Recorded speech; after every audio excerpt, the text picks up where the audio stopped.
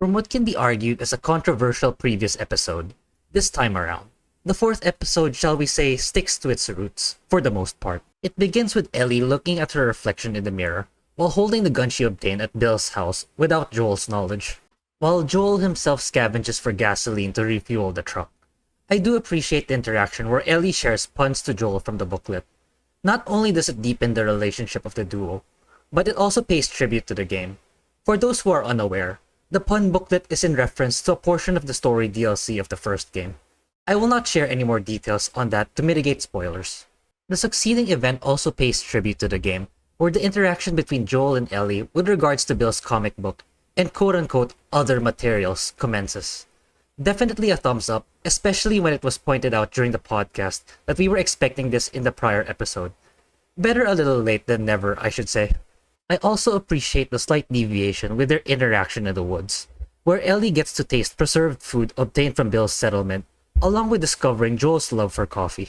The episode also takes its time to discuss Tommy's past and motivations to join the Fireflies, giving further respect to the source material. Other details that follow the game include Ellie falling asleep in the truck and the ambush shortly thereafter, though the number of those lying in wait seemed to be small in comparison to the game. A funny addition is the slow death of one of the perpetrators of the ambush, as he was begging to spare his life. I also approve of the segment where Joel finally teaches Ellie how to use a gun and entrusts her with one. I believe this was also pointed out in the last podcast. A major deviation from that of the game is Henry and Sam's affiliation. In the game, they're associated with a group simply trying to survive, while here, they defected from Fedra, who are now on the hunt for them, which is a nice twist and adds further tension to the story.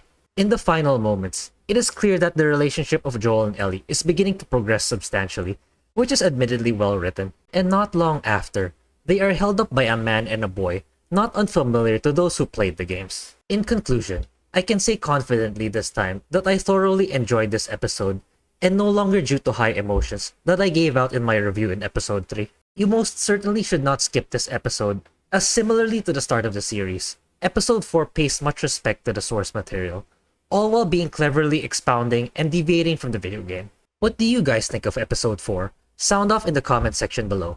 And do subscribe if you have not already, as there's more content to come. And as always, thank you, and I will see you next time.